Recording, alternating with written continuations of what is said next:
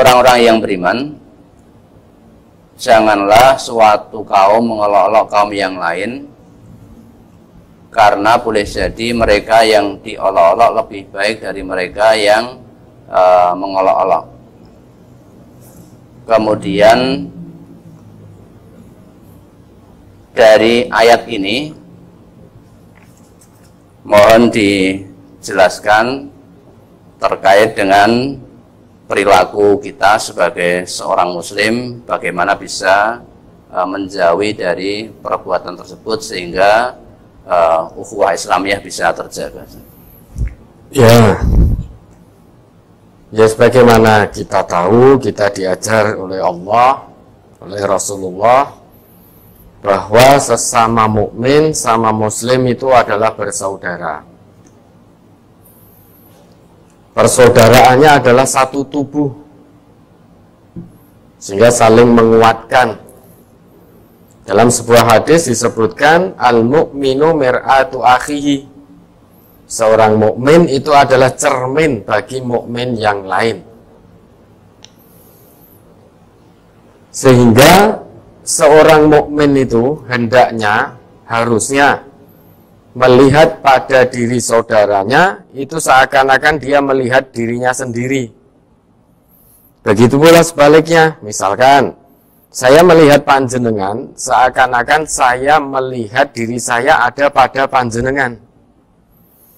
Begitu pula sebaliknya, Bapak Ibu melihat saya seakan-akan panjenengan melihat diri panjenengan pada diri saya. Itu persaudaraan satu tubuh, saling menguatkan. Mukmin yang satu merupakan cermin bagi mukmin lainnya. Sehingga tidak mungkin wong satu tubuh kok. Satu tubuh itu aku adalah kamu, kamu adalah aku. Tidak mungkin aku mencaci kamu, memfitnah kamu, menghujat kamu. Kalau itu aku lakukan, hakikatnya aku mencaci, memfitnah diriku sendiri. Ya karena kamu adalah aku adalah kamu. Itulah persaudaraan sesama mukmin. Dan mustahil kamu mencaciku, membohongiku, memfitnahku. Karena kalau itu dilakukan, hakikatnya kamu membohongi dirimu sendiri, memfitnah dirimu sendiri, mencaci dirimu sendiri. Maka dalam ayat ini Allah tegaskan, yang diseru hanya orang-orang yang beriman. Ya ayyuhalladzina amanu.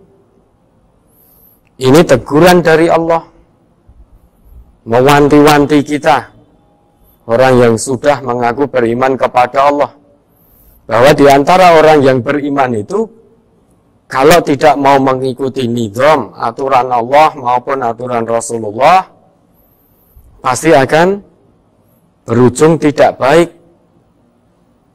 Meski ngaku beriman, tetapi tidak mau mengikuti ketetapan Allah dan juga Rasulullah, akan ada potensi berselisih di antara orang yang beriman.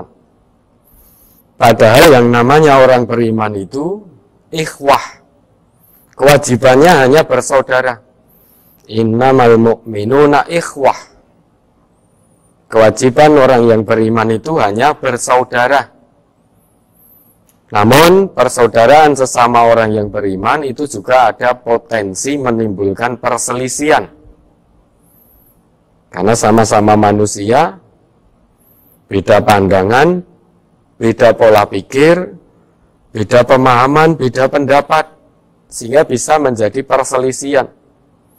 Kalau terjadi perselisihan di antara orang yang beriman, kewajiban orang iman lainnya fa'aslihu baina akhawaikum. Maka islahkanlah di antara orang-orang yang beriman yang sedang berselisih itu.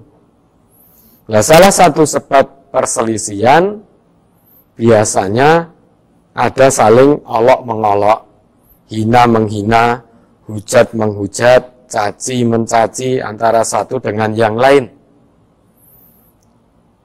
Ini salah satu sebab-sebab yang bisa menyebabkan persaudaraan antar orang beriman itu retak, hubungannya menjadi tidak baik. Maka dalam ayat ini Allah seru, ya ayyuhalladzina amanu. Nah, kalau dalam hati ini masih ada iman, maka kita perhatikan ayat ini.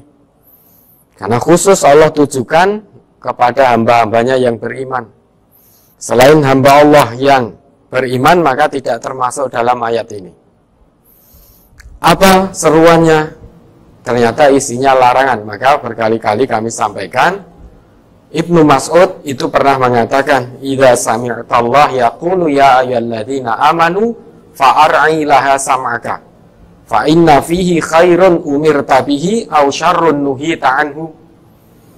Jika kamu mendengar, kalau kita ngaku sebagai orang yang beriman, ini Ibnu Mas'ud pernah mengatakan, jika kamu mendengar Allah menyerumu dengan mengucapkan, dengan berfirman ya ayyuhalladzina amanu, redaksinya ya ayyuhalladzina amanu fa'ar'i laha sam'aka. Pasang pendengaranmu baik-baik, karena ini Allah sedang menyeru, memanggil kita, menyapa kita dengan penuh kasih sayang. Kenapa kita diperintahkan untuk lebih memperhatikan seruan Allah yang menggunakan redaksi ya ayyuhalladzina amanu? Karena fa inna fihi khairun umirta bihi. Karena biasanya sesudah seruan itu akan ada kebaikan yang kita diperintahkan oleh Allah mengerjakan kebaikan itu. Selain itu, au syarrun nuhita anhu. Biasanya sesudah seruan ya ayyuhalladzina amanu akan ada larangan yang kita dilarang mengerjakan. Nah, kita lihat dalam ayat ini. Setelah seruan ya ayyuhalladzina amanu, ternyata isinya larangan. Yang pertama, la yaskhar qaumun min qaumin. Janganlah kamu satu kaum mengolok-olok kaum yang lain. Mengapa? Asa ayyakunu khairam minhum. Karena bisa jadi yang kita olok-olok itu justru lebih bertakwa di hadapan Allah daripada kita. Justru lebih baik di hadapan Allah. Nah, mungkin karena pangkat kita tinggi, mungkin karena kekayaan kita melimpah, mobil kita mewah, sehingga memandang sebelah mata orang lain.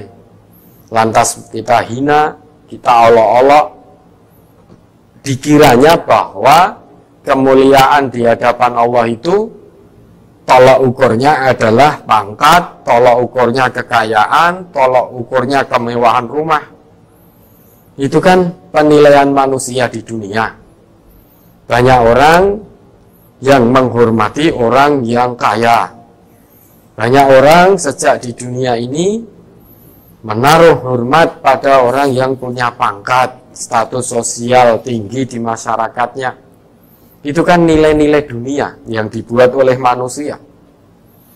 Padahal semua itu nanti dibolak-balikkan oleh Allah pada hari kiamat nanti. Idza waqa'atil waqi'ah laisa liwaqa'atiha kadhibah khafidatur rafi'ah. Jadi nizam atau nilai di dunia menurut manusia itu baik, belum tentu di hari kiamat nanti baik. Khafidatur rafi'ah. Hari kiamat itu merendahkan satu golongan dan meninggikan golongan yang lain. Mungkin sejak di dunia ada orang yang direndahkan, sering dihina karena dia tidak kaya, karena pekerjaannya biasa-biasa saja, status sosial masyarakatnya menurut penilaian manusia tidak terhormat, sehingga sering menerima hinaan, dipandang sebelah mata. Namun nizam dunia ini, aturan dunia, penilaian manusia yang seperti ini di hari kiamat nanti akan dibalik oleh Allah. Khafidah. Kiamat merendahkan satu golongan. Ketika di dunia orang yang kaya suka merendahkan yang tidak punya, orang yang punya jabatan tinggi, pangkat tinggi suka memandang sebelah mata rakyat biasa, orang biasa yang tidak punya pangkat apapun, sehingga penilaian terhormat dan tidaknya di dunia itu adalah ukurannya pangkat, kekayaan, nasab, dan lain sebagainya. semua itu tidak berlaku di hadapan Allah kalau tidak dilandasi iman dan takwa. Tetapi sebaliknya, rafi'ah, kiamat itu meninggikan satu golongan. Ketika di dunia dipandang sebelah mata, di hadapan Allah ternyata ditinggikan. Ketika di dunia memandang orang kaya itu terhormat meski tidak punya iman, tidak ada takwa, ternyata orang itu di hadapan Allah menjadi khafidah, menjadi rendah. Maka kita orang yang beriman diseru oleh Allah, la yaskhar qaumun min qaumin asa yakunu khairam minhum. Jangan kamu mengolok-olok, saling mengolok-olok antara kaum yang satu dengan kaum yang lainnya. Karena bisa jadi kaum yang kamu olok-olok itu lebih baik di sisi Allah daripada kamu sendiri. Maka kita dilarang oleh Allah, fala tuzakku anfusakum wa a'lamu biman ittaqa.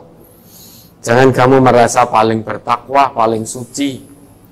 Karena bisa jadi di hadapan Allah justru kita dinilai orang yang tidak bertakwa. Na'udzubillah. Jangan pernah merasa paling suci.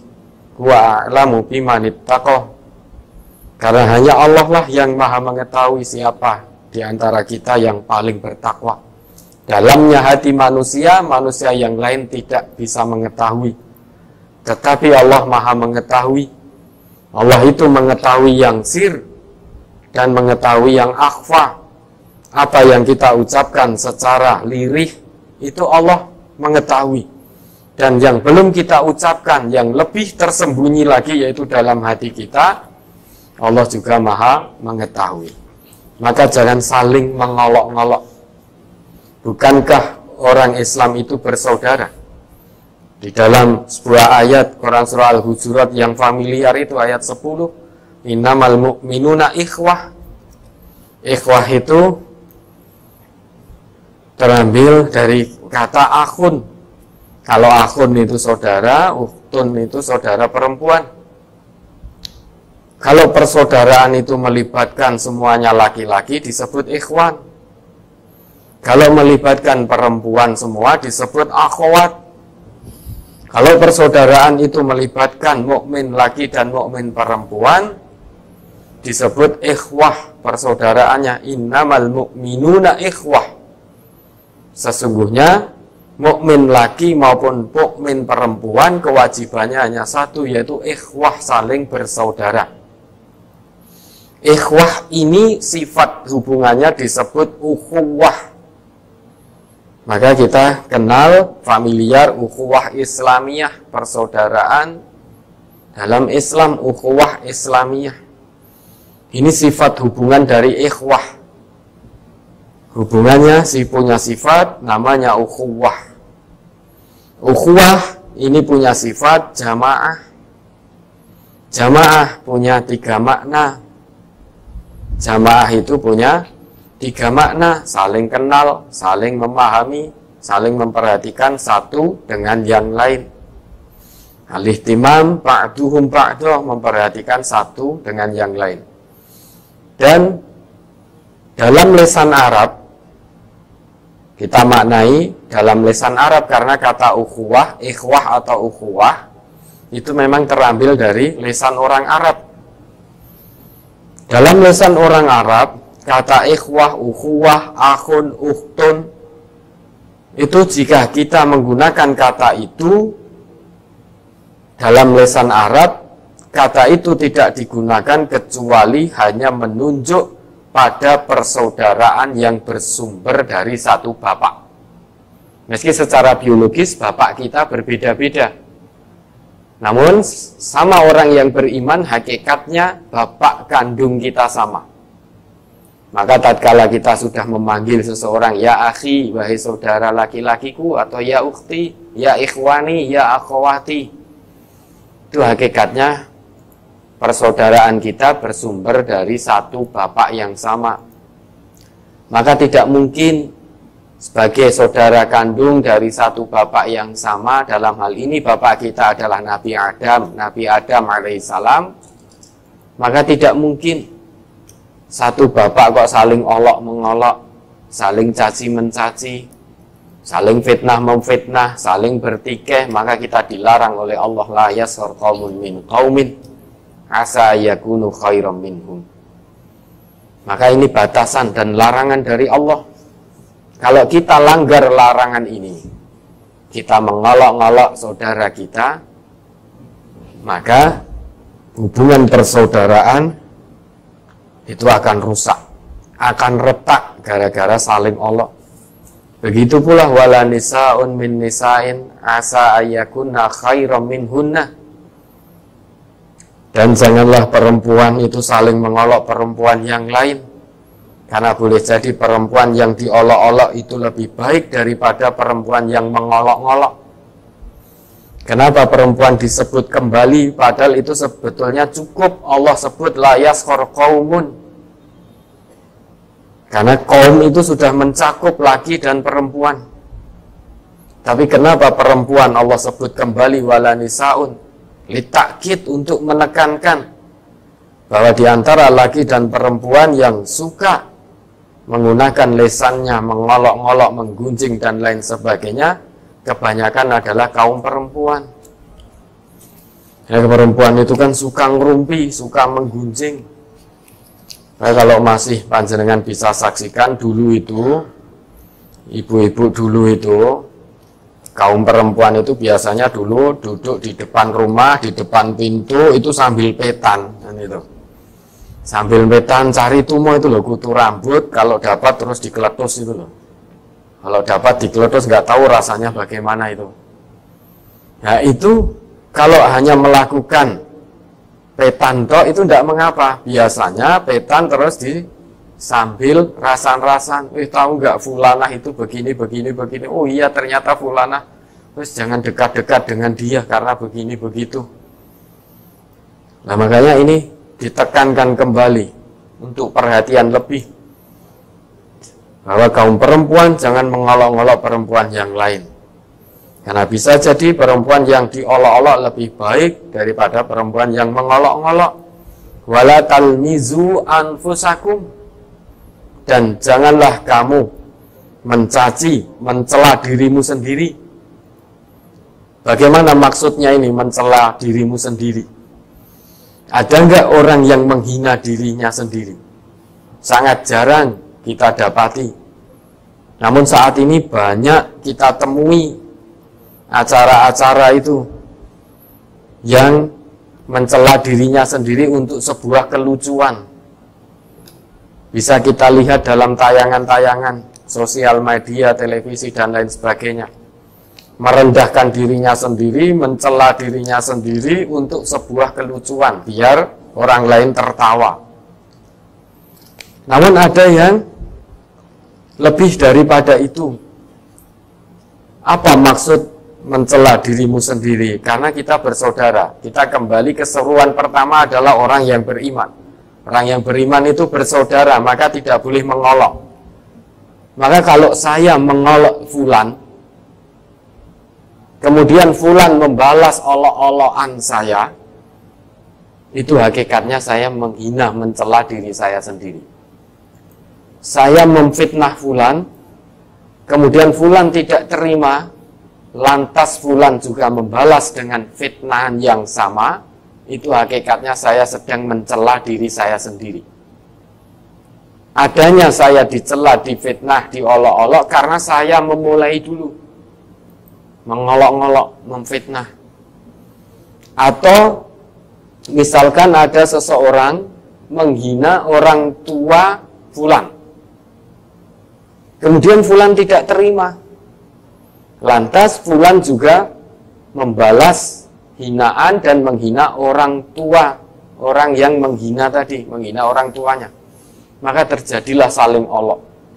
Nah, karena al-mu'minu mir'atu akhihi, orang mukmin itu adalah saudara mukmin lainnya, maka kalau yang satu mengolok dengan yang lain, kemudian dibalas olokannya, caciannya, hakikatnya itu sedang saling mencela dirinya sendiri.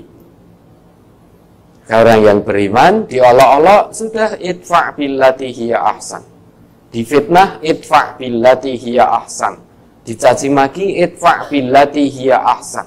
balas dengan perbuatan yang lebih baik. Difitnah, doakan. Mudah-mudahan yang memfitnah segera bertobat dan dapat hidayah dari Allah. Dicaci, doakan. Yang mencaci mudah-mudahan dapat hidayah dari Allah. Sulit. Memang sulit kecuali bagi hamba yang hatinya khusyuk, tunduk patuh kepada Allah. Bagaimana tidak sulit? Biasanya orang itu kalau dipukul sekali ingin membalas 2, 3, 4 kali. Ingin menyakiti dengan sesuatu yang lebih menyakitkan. Nafsu manusia itu kalau difitnah sekali, kalau menuruti hawa nafsu, biasanya yang tanpa celupan Al-Quran itu ingin membalas fitnahan sekian kali. Fitnah yang lebih keji. Namun kita orang yang beriman ada aturannya, idfa' billati hiya ahsan. Balas dengan perbuatan yang lebih baik. Doakan dan maafkan sebelum orang itu meminta maaf. Toh kalau kita memaafkan orang yang berbuat salah, berbuat zalim kepada kita, kita maafkan sebelum yang bersangkutan minta maaf, maka kebaikan dan demi kebaikan akan kembali kepada kita. Tidak ada ruginya kita memaafkan orang yang sudah berbuat salah tanpa atau sebelum dia meminta maaf. Banyak hikmah kebaikan. Hikmahnya saat kita bertemu dengan fulan yang pernah menyakiti kita, hati ini tidak ada ghil. Dan orang itu sebelum meminta maaf, dia pasti ketemu kita biasanya masih menyimpan ghil. Dan tidak mau ketemu kita atau ketemu hanya lelamisan. Hanya lelamisan. Namun setelah berpisah, mencaci lagi, memfitnah lagi, maka hubungan silaturahimnya tidak terjaga. Silaturahim sesama orang yang beriman itu yang paling penting bukan ketika bertemu. Kalau kita bertemu bertatap muka seperti ini, misalkan saya bertemu fulan, fulan bertemu saya, semuanya saling menjaga hubungan baik. Tapi kedalaman hati tidak ada yang tahu. Maka silaturahim yang terpenting dalam Islam, ma ba'da liqa. Apa sesudah kita bertemu? Tatkala kita berpisah, masihkah kita menyertakan saudara mukmin kita dalam doa-doa kita? Masihkah kita memohonkan kebaikan bagi saudara mukmin kita setelah kita berpisah? Namun ketika kita sudah berpisah, lantas kita ngomongkan yang buruk-buruk tentang saudara kita, menyebar fitnah, namimah kesana kemari, maka silaturahim hanya terjaga ketika bertemu. Dalam bahasa Jawa itu lelamisan. Apa yang keluar dalam sikap zahirnya berbeda dengan sikap batinnya. Padahal orang yang beriman itu lisanul mu'min la yuwati'u qalbahu. Lisan seorang mukmin tidak akan menyelisih hatinya. Apa yang keluar dari lisannya A, pasti dalam hatinya juga A. Wa qalbul mu'min la yuwati'u lisanahu. Hati seorang mukmin tidak akan menyelisihi lisannya. Apa yang ada dalam hatinya, misalkan B, yang keluar dari lisannya juga B. Tidak mungkin berbeda kalau hatinya ada iman betul kepada Allah. Yang keluar dari lisannya apa yang tidak ada dalam hatinya. Yang ada dalam hatinya tidak keluar dari lisannya. Itu mustahil. Mustahil dimiliki oleh seorang mukmin. Maka persaudaraan sesama orang yang beriman, ukhuwah Islamiyah, itu betul-betul harus dijaga. Betul-betul harus dijaga. Jangan sampai terserai-berai, jangan sampai retak. Orang yang beriman itu hatinya harus bertaut karena Allah.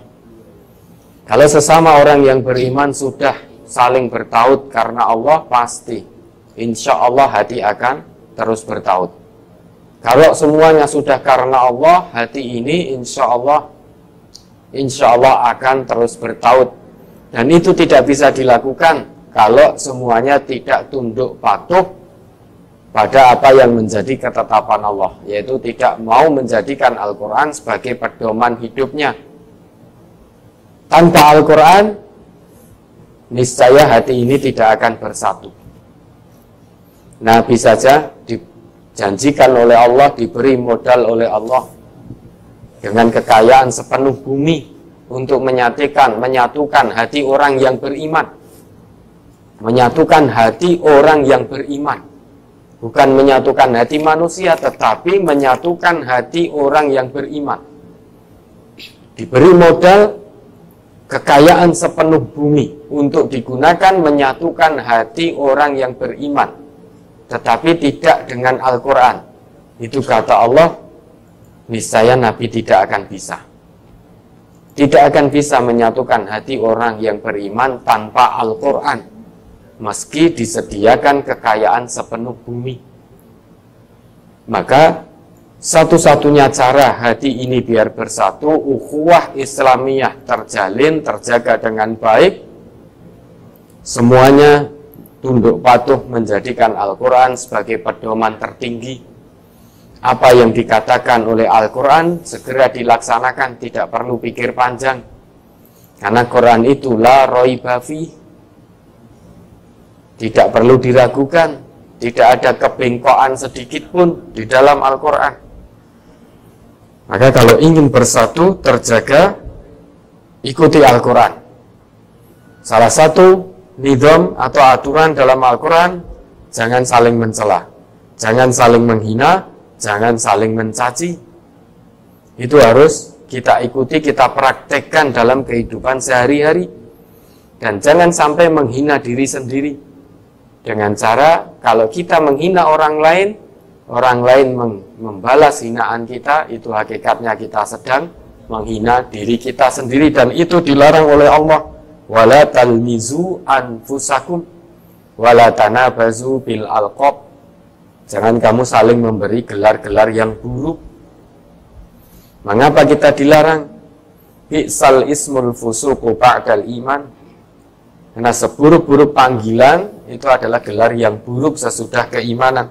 Dia sudah beriman, misalkan ada seorang pencuri yang sudah bertobat kepada Allah dengan tobatan nasuha.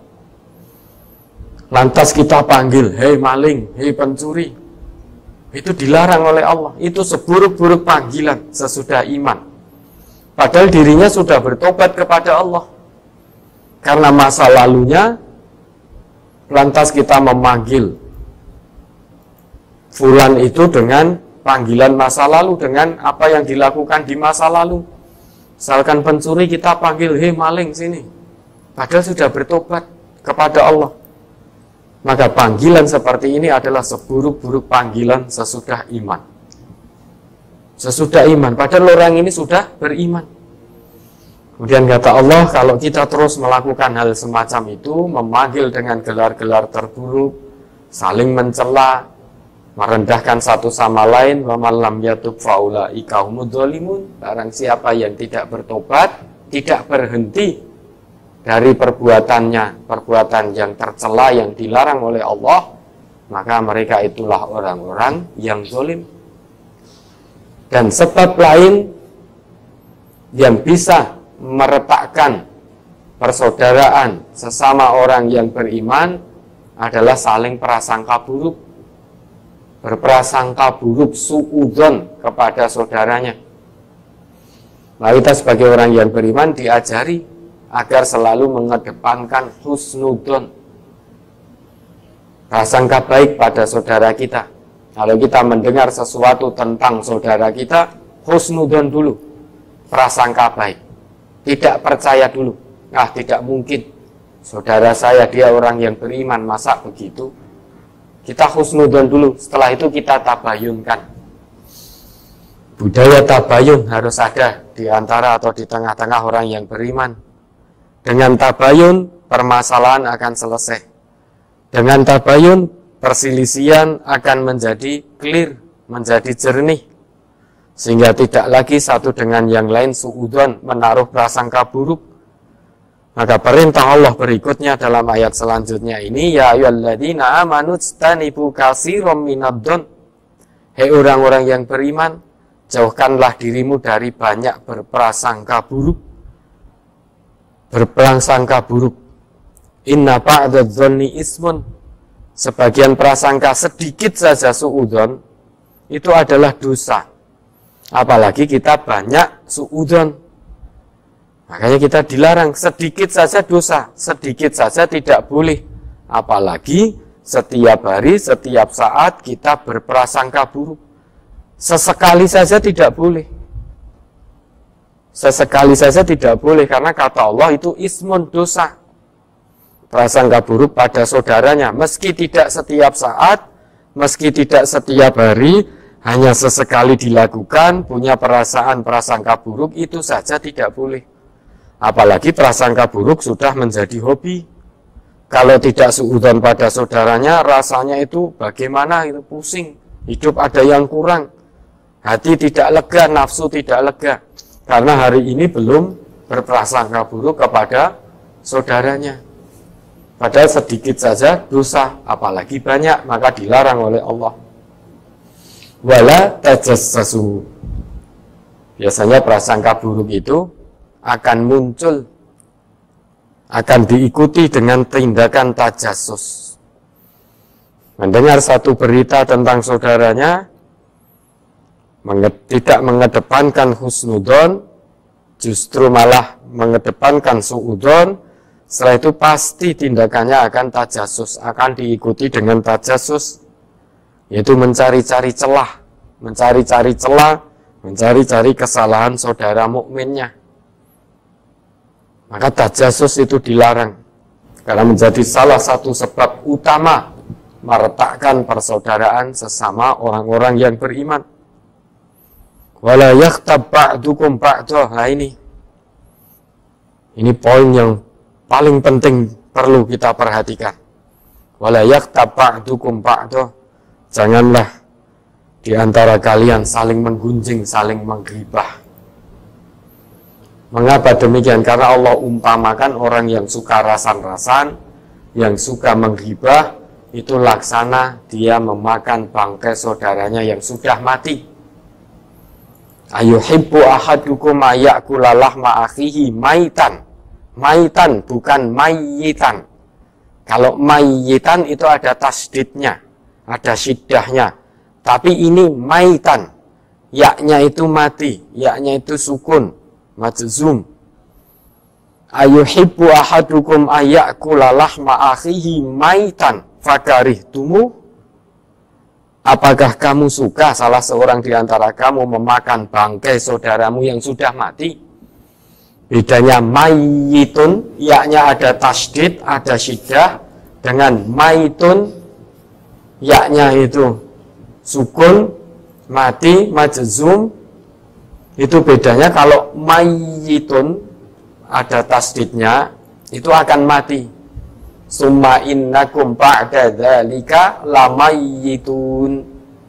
Sungguh kamu sesudah itu, sesudah hidup, kamu itu pasti akan mati. Itu kata Allah. Lamayyitun, mayyitun. Mayyitun adalah calon almarhum, itu mayyit. Calon jenazah itu mayyit, akan mati.